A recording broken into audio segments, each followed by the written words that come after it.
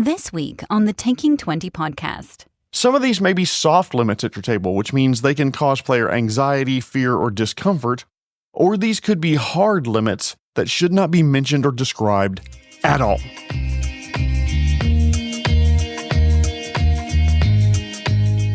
Thank you for listening to the Taking 20 podcast, episode 244. A piece of advice from the new D&D Dungeon Master's Guide that can be summed up as guard the fun. I want to thank this week's sponsor, Bridges. Did you know most bridges can speak? The problem is they only speak Span-ish. Hey, we have a website, www.taking20podcast.com. Come on by, check out some old episodes, leave some comments, make me your primary heir of your vast fortune, whatever tickles your fancy.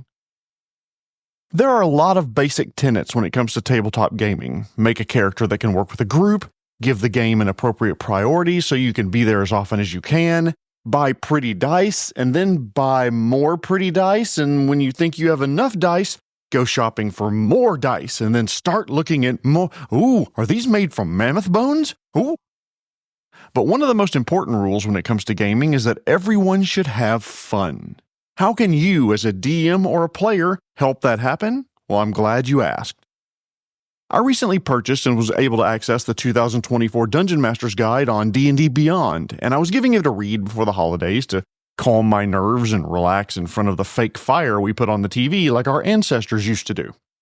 As I pored over the new version of the book, there was one section that really grabbed my attention entitled Ensuring Fun for All. Now, first off, back to basics, that should be the mentality of all DMs, all GMs, all players, anyone who adopts this hobby, no matter how in-depth or casually. The game should be fun, first and foremost, and I admit that I have beaten that horse so long that it's in danger of coming back to life and kicking my ass. As to why this section grabbed my attention, it's because, to my knowledge, none of the previous versions of D&D had a section covering the topic of fun in such an in-depth level. I've been playing tabletop RPGs since the Red Box days, and most of the books for the Dungeon Masters talk about rules interpretations and encounter design and treasure tables and maybe some sample monsters thrown in here and there. In later versions of D&D, they included important sections on social interaction and maybe a little on table etiquette that mentioned fun, but it wasn't covered nearly as thoroughly as it is in this version, and I want to give Wizards of the Coast their flowers for including it in that depth. In this section of the book, there were the following major topics when it comes to ensuring fun for all. Setting expectations. Making sure the GM and the players are all on the same page when it comes to the content and theme of the game. I talked at length about this in episodes 47 and 48, and to sum up, there's no right or wrong way to play D&D or Pathfinder or Blades in the Dark or any other tabletop RPG. Yeah, you heard me. During Session 0, and you should always have a Session 0, the DM should talk about the type of game they want to run, and the players should talk about the type of game they want to play. This meeting is an opportunity to set the expectations around the table, ensuring that all players and the DM are on the same page when it comes to the campaign.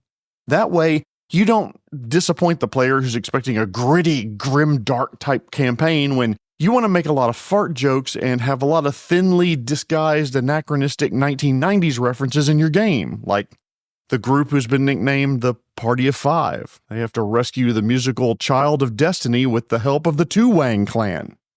I'm sorry, everyone. Sometimes he gets like this. Oh, yeah, okay. I tried to mix it up and not be obvious, and Wu-Tang came out as Two Wang. My bad about that. With the help of the Reservoir Blink dogs, there we go, I'm back on track. The Prince of Air Bell has made this request of the Party of Five and something over the creek owned by the Dawson clan into the Park of the South.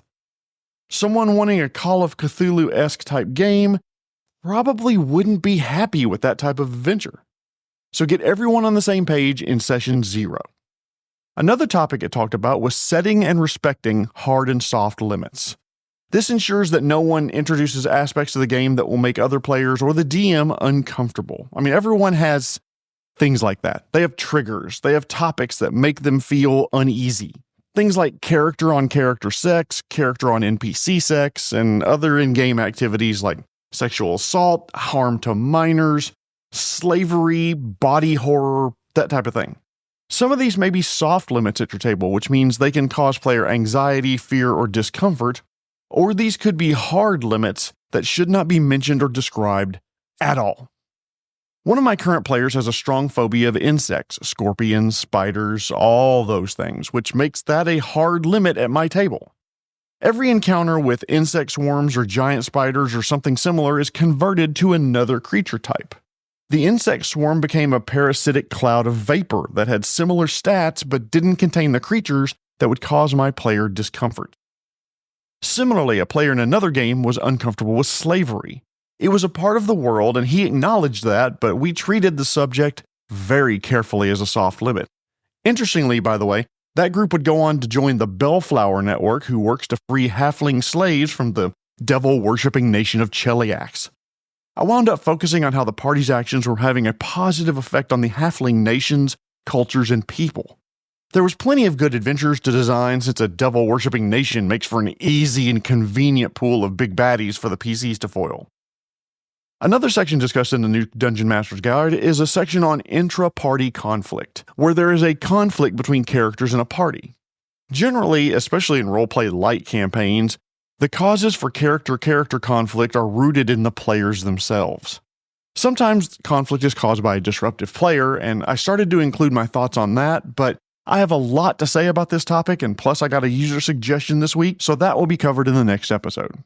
However, sometimes it's not just a disruptive player that causes a problem. Sometimes the character conflict is caused by conflicts between the players. Players can sometimes get crossways with one another for one of 1,000 reasons. Maybe they have clashing personalities. Maybe both want to be in charge. Maybe one slept with the other's boyfriend. Whatever the reason. Player A and Player B just plain do not like each other and it flares up during gaming. GMs, my beloved GMs out there. This is one of the hardest problems to deal with, and it requires willpower and being a little bit forceful when you talk to your players about it. If two players are causing a conflict at the table, you need to talk to each of them one-on-one and then bring them together. Player conflict can drive a table apart and cause a game to break up entirely. I've seen it happen more than once. So put the kibosh on uncomfortable arguments and muttered insults quickly. It's not fun, it's not comfortable, and it can even cause one or both players to leave the table. Even so, their arguments, pettiness, shouting, whatever it is, can ruin the fun for the other players and for yourself. If you see these interactions starting to escalate, call a break, speak to the players. It's not fun to listen to players argue between each other. Unless it's the final type of character conflict, good role-playing.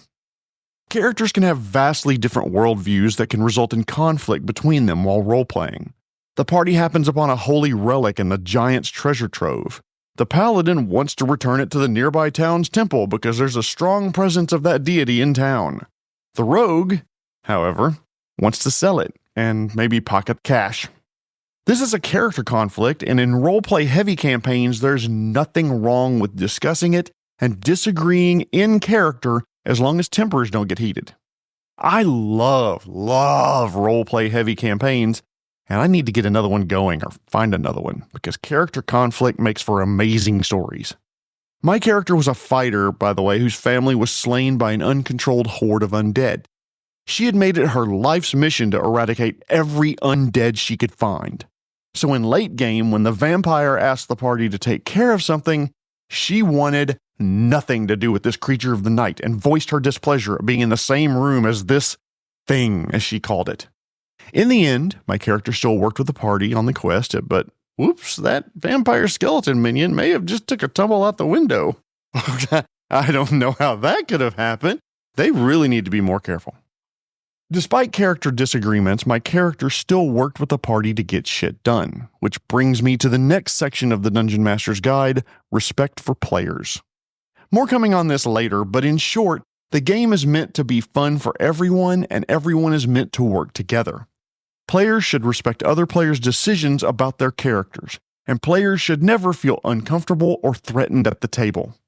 This is part of the social contract of being in an RPG together. Everyone's character should generally work together with every other character, even if they disagree on the how and the why.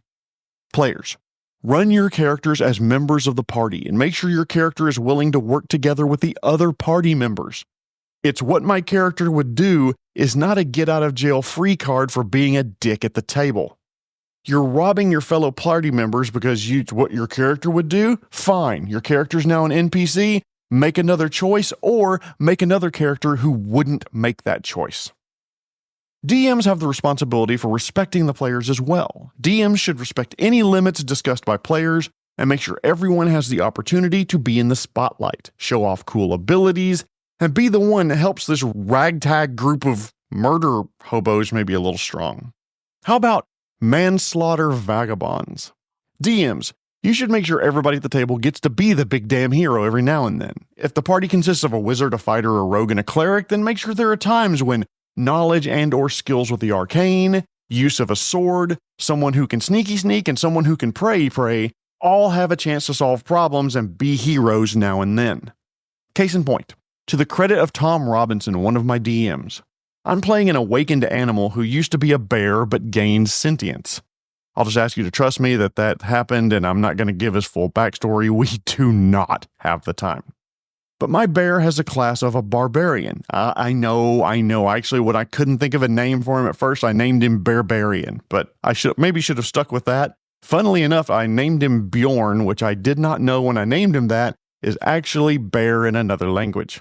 Anyway, as a barbarian, most of his spotlight time was spent tearing the throat out of anything that wants to harm his friends. However, I don't know if Tom changed the adventure for me or if it was written this way, but part of our adventure involved taking care of a werebear, which allowed my character to do more than just rip and tear. It gave me an opportunity to roleplay, to do more with that character, and it helped me be the hero, not just in a teeth and claws way. Now, that being said, respect goes both ways. Just as DMs should respect their players, players should respect the DM and the game the DM is putting together. Any adventure depends on buy-in by the players. We all know we're not actually a young ragtag group of plucky adventurers traveling through the plains of Morosity to find a group of friends who got lost and no one told you life was going to be this way. Yeah, you thought the 90s references were over. Think again. Players, as I mentioned earlier, buy into the campaign your DM is running, be present at the table, and support your fellow party members' choices. And make sure you respect the social boundaries of the table. I don't know if I've said it before, and it should be common knowledge, but respect the rules of the game and of the table. Don't try to make the game all about you and your character, and don't lie about die rolls or cheat. Don't read ahead in the adventure to try to get knowledge that your character wouldn't or shouldn't have. Don't sit at the table or between sessions looking up monsters to try to gain an advantage for the combats later on. Don't mix up player and character knowledge. Allow others to have their time to shine, and in short, this is a long way of saying, don't be an antisocial asshole and help your friends have fun. I mentioned it earlier, but there's an unspoken social contract with regard to tabletop gaming. The DM provides the world and the people in it. They run the game and set expectations and boundaries that hopefully meet player expectations and respect the boundaries that they have. In short, the game should be fun for everyone, not just you. And that's part of what I mean by guard the fun. PCs should cooperate with each other, and everyone should cooperate with the GM to create a fun, engaging, compelling, and thrilling story for everyone, not just you. So players, support the fun by playing the game in a way that supports everyone. Don't look for ways to exploit rules in ways that were clearly not intended. What do I mean by that? The classic example is the peasant railgun. Now, if you've never heard of this, the peasant railgun is this basic idea. Imagine you had 2,280 low-level peasants in a straight line, have them all ready in action to take what's handed to them from behind and hand it to the person in front of them. When it was first proposed as a thought experiment, I think on 1D4chan a long time ago, this was the time of D&D 3.5 readied actions that took no time to execute because they were intended for action interrupts, taking actions when a certain set of circumstances happen, that kind of thing. So someone hands a spear to the person in the back of the line, and the spear effectively is instantly thrown by the person in the front of the line, 2,280 people ahead. And so according to the original post, that means the spear is going a little over 1,000 miles an hour, doing 300 d6 damage to a target if it hits. It's bullshit, by the way, for so many reasons. It abuses so many rules, like can't use readied actions that way. It's used falling damage in a way, and frankly, it also abuses common sense. The rules are not intended to describe the physics of the world. The rules create a framework where a game can be played and interpreted consistently. If a PC falls for 50,000 feet up, don't spend minutes arguing about the terminal falling velocity of an armored dwarf or how long it would take them to hit the ground. They take max falling damage according to the game rules and moving on. The rules are important, and while fun is more important than the rules do depend on good faith interpretation of them. Trying to manipulate rules to take advantage of friendly DMs can ruin the fun for the DM and the other players. Don't look for a way to exploit the rules in ways they obviously aren't intended, like the peasant railgun. By the way, I'm going to include a link in the resources if you want to read an article about it that discussed the original post. Don't try to stick a cure potion in each tooth in your mouth or use summon nature's ally to get a flying horde of pixies to carry everyone, thereby giving everyone infinite fly, or a third-level creation bard creating 60 gold piece objects over and over and over again, selling them in town and then leaving before they disappear, effectively giving them infinite money. While we're on the topic of money, by the way, as a reminder, the game really isn't an economy either. The money rules were not intended to model reality. There are edge cases like that creation bard where the PCs could theoretically generate enough wealth to fill an entire plane of existence. Come on, man. No. GM needs to shut that down quickly because the game isn't fun if the PCs can just buy godhood, for example. Finally, my most important rule of thumb, and when I am asked for that one piece of advice for new DMs, this is what I tell them. Fun is more important than the story, which is more important than the rules. But Jeremy, you said the rules are important. I did. The rules are important, but to quote Pirates of the Caribbean, they're more guidelines than actual rules. Should the DM disregard the rules entirely? No, it becomes chaos. However, should the DM wield the rules like a hammer and crush the fun? Also, no, absolutely not. I once talked to a DM years ago who was running a D&D, I want to say it was version 3.0 game. It was the early 2000s, a simpler time, and there wasn't the prevalence of let's plays and how-to videos, just a bunch of people arguing on in-world forums. No one at the table had ever run or even played the game before, and he stepped up to run the table. Good for him. He mentioned how embarrassed he was when he discovered he screwed up how attacks worked and was giving opponents and PCs reflex saves to have damage on all attacks. I don't know where he got that either. But I asked him one basic question. Did everyone have fun? He said he thought they did and they were planning their next session. Then my answer then, okay, so you messed up. It doesn't matter. I also suggested that he talk to the table, admit that he messed up how attacks work, and try to run them rules as written, but that fun was the most important part of playing tabletop RPGs. If the DM and players enjoyed the session, you flubbed up every single rule in, it's still a good session, period, full stop. Hell, if that DM told me that they liked the saving throw for half damage on attacks and wanted to run the entire game that way, then you do you, my friend, no judgment here. Of course, keep in mind, that might make rogues a little bit too powerful and combats are going to take a lot longer, but I'm not going to yuck their yum. Fun is more important than the rules of the game. Similarly, if you have this great campaign planned where the PCs are going to save the nation of Crobasia from the invasion of the Hill Giants, but the party's having a blast going on adventures with the Centaur refugees who were booted from the Feywild, then don't worry about saving the region from the Hill Giants. Let them adventure with the Centaurs and do what you can to change your adventure to suit the game the players want to play. Or, what I do, incorporate what they're enjoying into the campaign that you want to run. Fun is also more important than story. That being said, part of supporting the DM's fun is buying into the adventure that they're running. If your DM says, hey, I know you guys are all hanging out in the Everdell Forest with the Centaurs and loving doing it, but this adventure that I have prepped and I'm ready to run is more about saving a nation. That's what I prepared.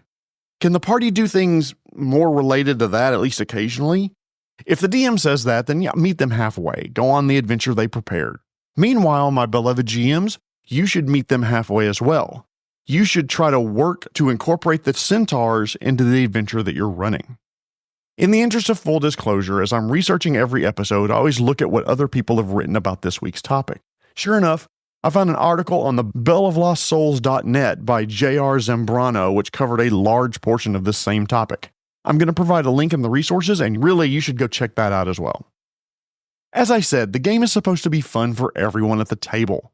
Players and DMs should play and run the game in a way that supports everyone, respects limits, doesn't involve cheating, and doesn't try to exploit the game rules in a way that they're obviously not intended.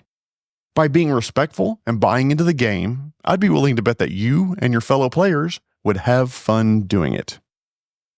Normally, here's where I'd ask you to do something. I have nothing to ask of you this week, other than my wish that 2025 is a much better year for you and yours than 2024 was. I hope all of you have a very happy new year, and I'll be back in January with another episode. The next one, by the way, is a listener-requested topic, dealing with unruly players. But before I go, I want to thank this week's sponsor, Bridges. Did you know that most bridges have healthy self-esteem? After all, they are supported by their peers. This has been episode 244, giving you some tips for keeping the game fun. My name is Jeremy Shelley, and I hope that your next game is your best game. The Taking 20 podcast is a Publishing Cube media production. Copyright 2024. References to game system content are copyright their respective publishers.